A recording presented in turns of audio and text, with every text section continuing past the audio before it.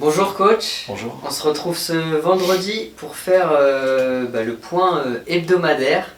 Euh, Première question déjà, comment vont les joueurs et comment va Alexandre Dias?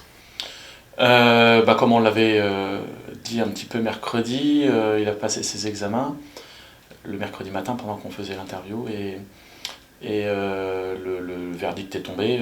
Il y a bien une fracture au niveau de la côte, donc il sera absent et forfait pour les 2 prochains matchs, puisque sa reprise est prévue le 3 janvier, date à laquelle on va reprendre l'entraînement. Donc voilà, il va quand même faire un suivi individuel, mais en tout cas, il ne peut pas faire de sport de contact, et on sait que le football est un sport de contact. Concernant les autres, sur l'infirmerie, on a Emilien Cramoisan qui n'a pas pu s'entraîner mercredi, il est malade. Voilà, il a vu le doc, il est malade, donc on va voir ce soir ce que ça donne, mais après 3 semaines de ne pas pouvoir s'entraîner et une semaine où il est malade et c'est pas beaucoup entraîné, voilà, ça va poser aussi quelques questions, parce que c'est pas du tout la même chose que quand on est suspendu et qu'on s'entraîne tout le temps et qu'on revient, voilà, on peut prétendre, même si on n'a pas joué beaucoup, puisque les matchs officiels n'ont pas pu avoir lieu, mais c'est pas la même chose que quand on revient de blessure. Voilà, donc on verra ce soir comment on s'organise. Et la cheville de William Koulibaly? Tout va bien, il s'est entraîné normalement mercredi, comme on l'avait expliqué dans l'interview aussi. Donc non, il n'y a aucun souci sur sa cheville. Le coup, en tout cas la contusion, a fortement dégonflé et il s'est entraîné complètement normalement. On va maintenant répondre à quelques questions posées par les Human dans les tribunes.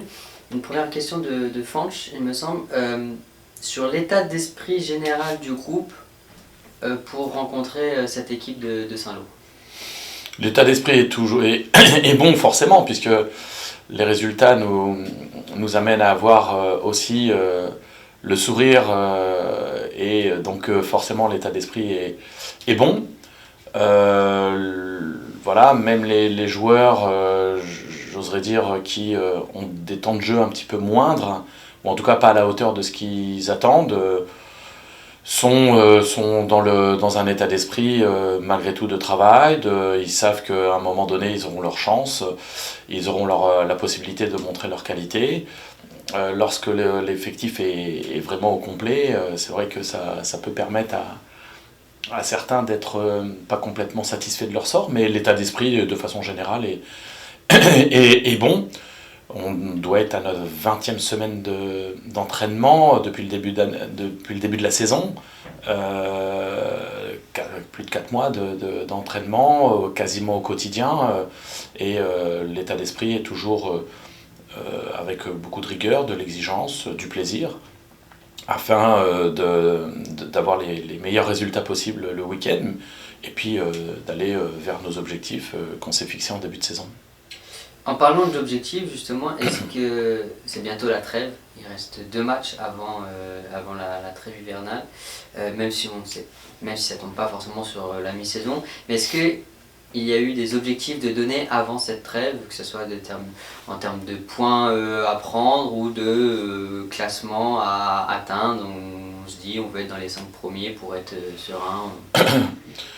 Ouais, il y a toujours des objectifs en début de saison. Notre objectif, je le rappelle, c'est de gagner le plus de matchs possible. On verra à la fin comment ça se passe. Et on s'est fixé aussi, il y a déjà 2 matchs avant le match du Havre, après ces 2 petits matchs nuls qui avaient terni un petit peu notre début de saison, surtout à domicile. Il était important de remettre un objectif de 4 matchs. Ce qu'on a fait, et pour l'instant avec les 2 victoires, on est dans les objectifs qu'on s'est fixés avec le groupe. Voilà. Donc oui, on avait un objectif de points à prendre avant la trêve sur les 4 derniers matchs. Voilà, ça nous appartient, mais pour l'instant on est dans notre tableau de marche, et j'en suis satisfait. Mais oui, en effet, il y avait besoin de remettre des objectifs à court terme, ou en tout cas à moyen terme, puisque c'était sur une période de 4 matchs.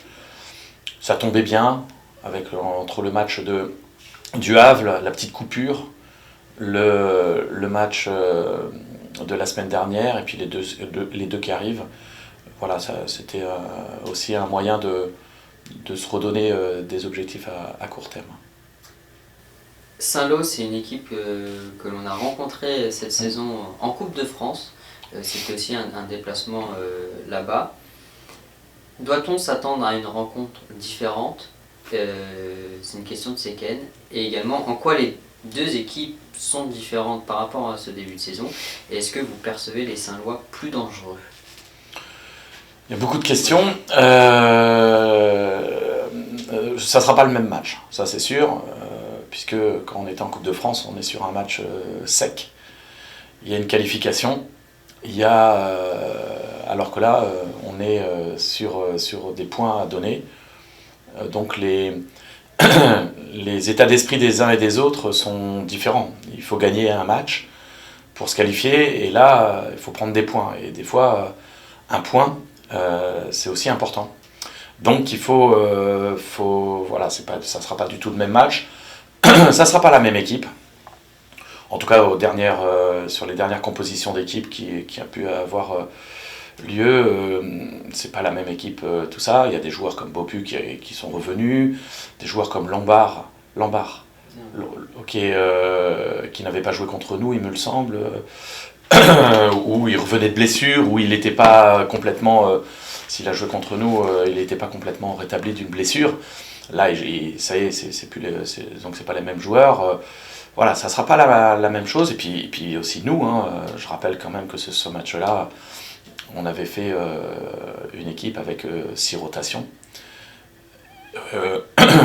Là, il n'y aura pas ce turnover qui avait été fait lors du match de Coupe de France, donc ça va être un match complètement différent. Et puis après concernant l'équipe de Saint-Lô, est-ce qu'elle me semble plus dangereuse?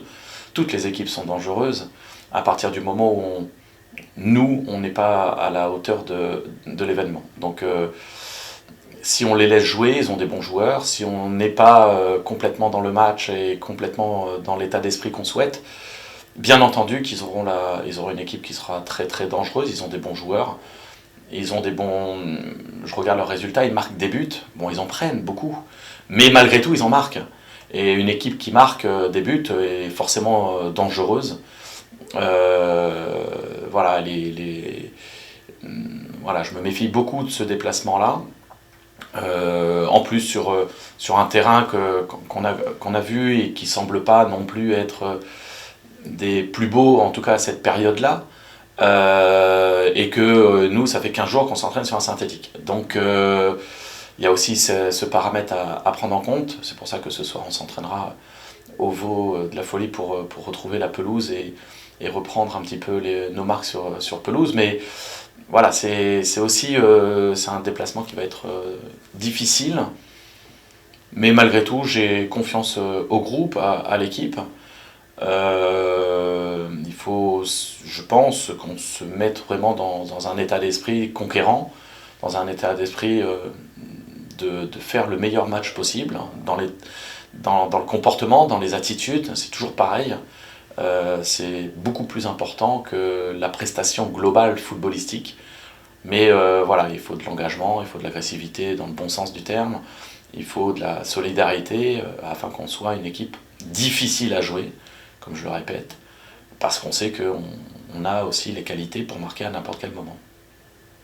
Alors maintenant, on va sortir un peu du contexte AG Caen. C'est une question de Seken. On connaît votre parcours et votre passé au sein de l'équipe de France U18. U19, U19, pardon. U18, U19, U20, j'ai fait les trois années d'âge. Ouais. Durant cette Coupe du Monde au Qatar, quel regard avez-vous sur cette équipe de France? Que pensez-vous du groupe vu de l'extérieur?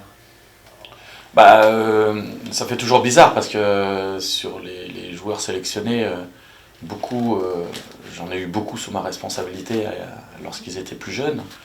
Il y en a quelques-uns avec lesquels on a été champion d'Europe, puisque j'ai compté, je crois qu'il y a 9 sélectionnés qui sont passés à un moment sous ma responsabilité, entre Adrien Rabiot, Kylian Mbappé, Ousmane Dembélé, Théo Hernandez, pour les plus jeunes, Guendouzi, Youssouf Fofana, Ibra Konaté, voilà. En tout cas, il y en a beaucoup. Ça fait toujours drôle de les voir évoluer, puisque je les connais aussi dans la vie de tous les jours, et de voir leur parcours et de faire cette Coupe du Monde, forcément, c'est quelque chose de particulier pour moi quand je regarde les matchs de l'équipe de France, forcément. Après, sur le niveau général de l'équipe de France, on s'est aperçu que lorsque il y a beaucoup de changements, forcément le rendement n'est pas forcément des meilleurs, parce que je pense qu'il y a une équipe entre guillemets type avec des complémentarités aussi bien devant que derrière, et qui amène beaucoup de satisfaction. On l'a vu sur les 2 premiers matchs, même si le premier quart d'heure du premier match a été un petit peu compliqué, mais malgré tout, ça a été, ils font des bonnes choses. Le dernier match, il est logique qu'il y ait beaucoup de rotations, la compétition va changer, c'est plus des matchs de poule mais des matchs à qualification, et on parlait de championnat et de Coupe de France. Bah là, voilà, il faut un vainqueur contre la Pologne, donc il vaut mieux avoir toutes ces armes offensives et défensives en pleine forme, sans avoir pris de carton et sans avoir risqué la blessure. Mais j'ai confiance en cette équipe. Même si le tableau a l'air compliqué, puisque si j'ai bien regardé, ça devrait être l'Angleterre en quart, l'Espagne ou le Portugal en demi. Voilà, donc je parle pas de la finale parce que c'est un autre tableau, mais voilà, ça va être des adversaires difficiles. Maintenant, chaque match après chaque match, et l'important c'est de se qualifier dimanche contre la Pologne.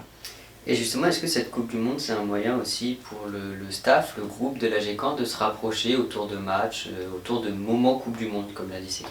Oui, on sait on l'a fait mardi dernier lors du premier match contre l'Australie. D'une part parce que on a pris l'habitude de fêter les anniversaires du mois après un entraînement, donc il y a une date qui est prévue, et tous les joueurs nés dans cette période-là offrent un coup à boire. Ça permet d'avoir des moments de convivialité qu'on n'a pas souvent, parce que les lieux d'entraînement ou les endroits où on s'entraîne ne permettent pas toujours cela. Mais les joueurs se sont organisés afin que on puisse fêter les anniversaires, et là, en l'occurrence, les anniversaires ont été fêtés devant le match de l'équipe de France, puisqu'on s'était entraîné juste avant, et que le match de l'équipe de France contre l'Australie a été vu. Alors il y avait l'ensemble de l'effectif, le staff, voilà. Alors même si le staff à un moment donné repart un petit peu plus tôt que les joueurs, mais ou en tout cas moi, d'autres membres peuvent rester, mais en tout cas moi je reste pas la totalité. Je considère que c'est un moment à eux, et même si j'y participe, voilà, c'est normal que j'y participe. Maintenant, d'y rester complètement, voilà, je les laisse aussi dans leur environnement, et d'être aussi ensemble. Mais ça arrive.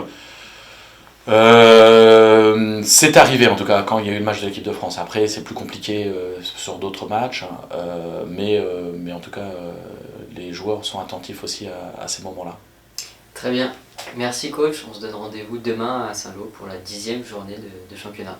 Merci, au revoir.